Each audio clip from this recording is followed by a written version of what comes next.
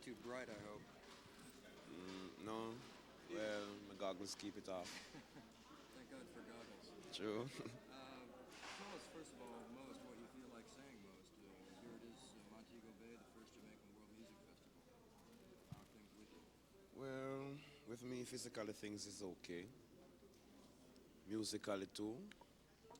And I'm here getting ready for this big event.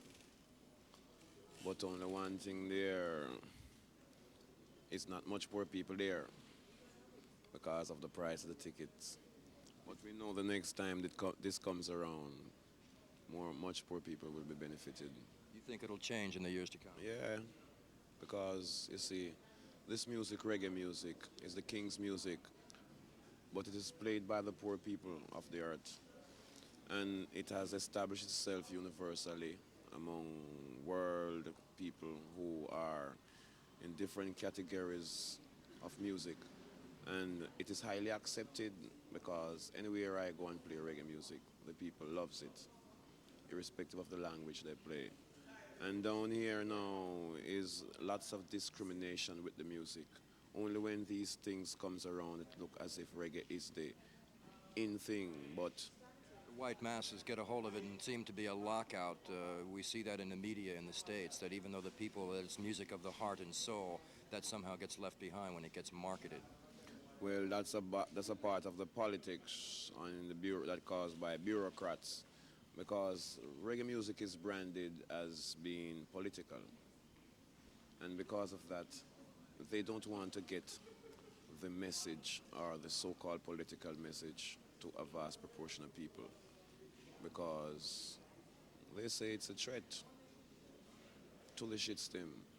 But reggae music was meant to speak the truth, and that's all it does. It only decorates the truth with music, and it's a happy music, and the people loves it. It's an involuntary sort of music, too. You can't help but like it and move to Can't it. help it. You're being hypnotized. What can you do? You're moving beyond your wishes.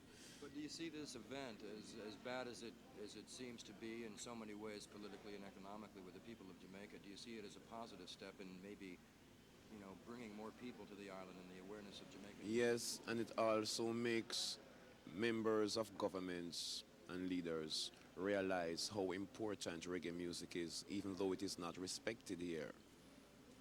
See? And these are the things we want them to know universally, because reggae is one of our greatest resource. I think they know that now, or they're going to after this They weekend. will know this after tonight. I like the idea that you've been chosen to be the one to close the show or to put the cap on it. Yes.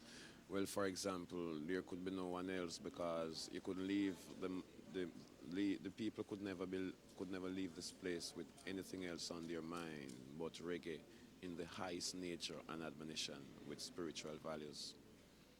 And I know they need that. And anytime they leave tomorrow, they will talk about this 10 days straight.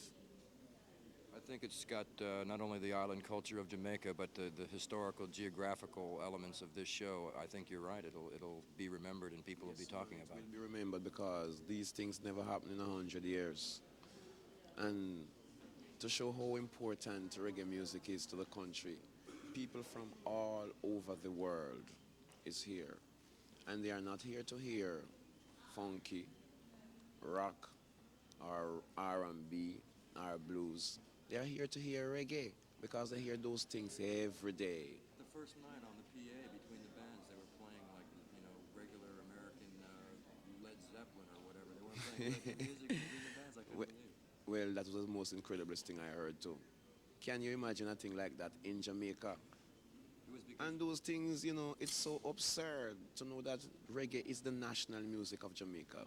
It's like herb, what they call marijuana. Herb is our national smoke, yet they want us to smoke Craveney and Albany and all those kind of deadly insecticides. See? But as reality grows, it's a seed that is planted and it is growing gradually. good things take time. And when the tree has fully bloomed, everybody will pick off the fruit thereof. And speaking of good things taking time, what's the latest with you and Bunny? Are you getting together to play again? Well, talking about me and Bonnie now, that is another great event, greater than this event. seeing, cause it has been 7 years. Greater event than the Jamaican World Music Festival. You and Yes, Bunny getting together. yes. For example, 7 years we have not been together musically. Even though we talk daily and we reason, we sit down, we smoke, we create music, but getting together in an event like this has been 7 years and a long time. And these are things that our hopes and aspiration prays for daily to see a thing like this happen. And not only me, but the people, because every day, everywhere I go, people ask me the same question. When will me and Bonnie do a song together? When will we get back in the studios or come on stage? And the time has fully come.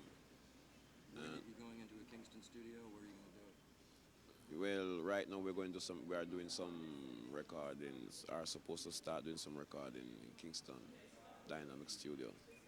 But the National Stadium event now will be the 25th of December, see? And more people right now is lining up in all over the world coming to Jamaica the 25th. Will it be? Where is this concert going to be? In Kingston? National Stadium, And the word is out. yeah man. The word has been out for a couple months now, and it has been many excitements. Will the band be the Wailers, as with Junior and everybody that we saw performing opening night? I mean, well, I don't know if those bands will be performing, but I know Bonnie will have a band, and I will be there, Marcia, Trudy Mowat, and Jimmy Cliff, and a couple other filling acts. But it Jimmy just got back from Zimbabwe. He told me when he jumped off stage the other night. When was the last trip you've been to Africa? And are you planning to go when Rita goes to Senegal? I've been to Africa about 5 months ago. It was before I go on tour, and that was my first time. And that was not to perform neither, just to see Africa and to see some of the fantasies, the illusion that I was taught of Africa, seeing, and to make it a reality within my mind, and I did do that. What was your impression of Africa? My impression that Africa is far advanced in everything, technology, science, culture, everything you can think of. It's far ahead of the Western Hemisphere. When will, is it possible that you will be performing in Africa once Bunny and you get back out of the recording studio and tours are set up? Africa's, I'm sure, will be on the Right now, that is in the making right now, because I've had many offers to go to Africa and many other places like Japan and Australia, New Zealand, and even Israel. See, but time, I'm one person, can only be at one place at a time. This is true. True. We spoke and worked closely with Diane Jobson and Neville Garrick and people of Tough on the movement of job people. Mrs. Booker lives in Miami, so we've done some things at Gusman. In fact, we thought we'd see you and possibly Bunny at the memorial concert that was there. Did you know that was happening? Memorial, where? The memory of Bob Marley in We don't keep memorial of dead. We keep memorial of the living. You see, we are Rastas, We are not dreadlocks. And we don't celebrate nothing that concern the dead. No way.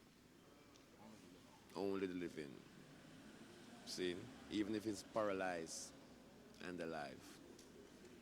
See? And that's our philosophy. That's our way of life. Peter, I know you got to go. We want to break this up. Can you summarize music in your life, what it means to you in one word or one sentence? Well, music means everything to me. Music is the hair on my head, and music is my toes. See, that means music is from my crown of my head to the sole of my foot. Music, to me, I could never be without music, and music could never be without me. See, we are birds of a feather. With blood of your veins. Yes, I could never do without each other. It's a pleasure talking to you.